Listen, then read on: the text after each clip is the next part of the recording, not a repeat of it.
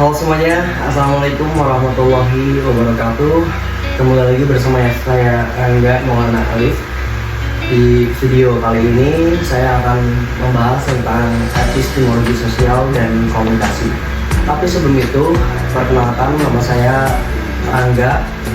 Saya dari mahasiswa komunikasi penyiaran Islam semester 5 dengan NIM 0104 2201 018 di mata kuliah epistemologi sosial dan komunikasi. Apa itu epistemologi? Epistemologi adalah cabang dari ilmu filsafat yang membahas tentang pengetahuan. Intinya, epistemologi ini bertanya-tanya bagaimana sesuatu itu dianggap benar dan dari mana pengetahuan itu datang. Epistemologi memahami kita, membantu kita memahami cara berpikir dan mencari kebenaran. Ada beberapa aliran dalam epistemologi, yaitu yang ke satu ada yang namanya rasionalisme. Menurut rasionalisme, akal adalah sumber utama pengetahuan. Contoh dalam matematika misalkan, kita memahami bahwa 1 tambah 1 itu sama dengan 2 tanpa perlu pengalaman secara langsung. Aliran yang kedua ada yang namanya empirisme, ya, berbeda tentunya dengan rasionalisme. Nah, bagi si empirisme ini, pengetahuan itu didasarkan atas pengalaman dan juga pengamatan. Contohnya, kita memahami bahwa api itu panas berdasarkan kita pernah melihatnya orang panas saat memegang api atau kita sendiri yang pernah merasakannya. Yang ketiga ada positivisme. Nah, aliran ini berpendapat bahwa pengetahuan itu harus berdasarkan fakta yang bisa diamati dan diuji secara ilmiah. Contohnya, penelitian ilmiah yang hasilnya nanti bisa diukur dan diuji ulang. Pengetahuan menurut positivisme dan sosiologi sebagai fisika sosial.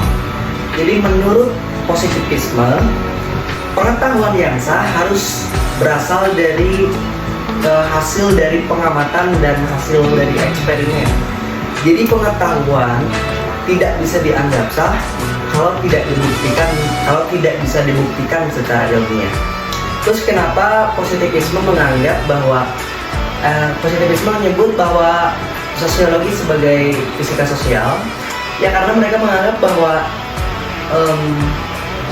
mempelajari masyarakat itu sama halnya seperti mempelajari fenomena alam. Ada pola-pola sosial yang bisa diprediksi seperti halnya hukum-hukum yang ada di fisika. Pengetahuan menurut Karl Popper. Karl Popper ini punya pandangan yang berbeda, ya. Jadi menurutnya pengetahuan itu sifatnya progresif. Jadi dinamis gitu. Seiring berjalannya waktu, pengetahuan masih bisa diperbaiki, masih bisa diubah. Karl Popper ini juga memperkenalkan konsep falsifikasi, yaitu sebuah ide bahwa kita harus mencari kesalahan dalam sebuah teori. Jadi kalau teori itu terus masih bisa bertahan walaupun sudah dicoba untuk dibantah, artinya teori itu kuat tapi tidak final. Jadi Karl Popper ini beranggapan bahwa teori itu, pengetahuan itu sifatnya tidak final, tidak ada yang mutlak. Pengetahuan menurut Thomas Kuhn.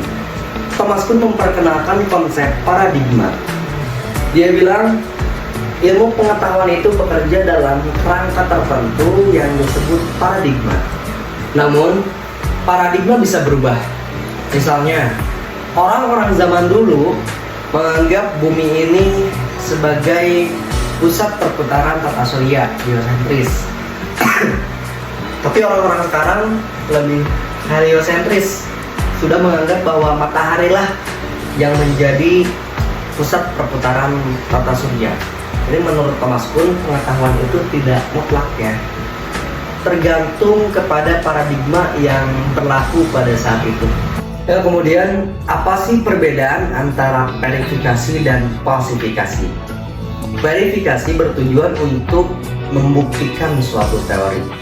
Contoh, jika teori beranggapan bahwa semua angsa itu putih, kita harus mencari bukti sebanyak mungkin angsa yang berwarna putih. Falsifikasi ini sebaliknya. Falsifikasi mencari bukti untuk membantah suatu teori.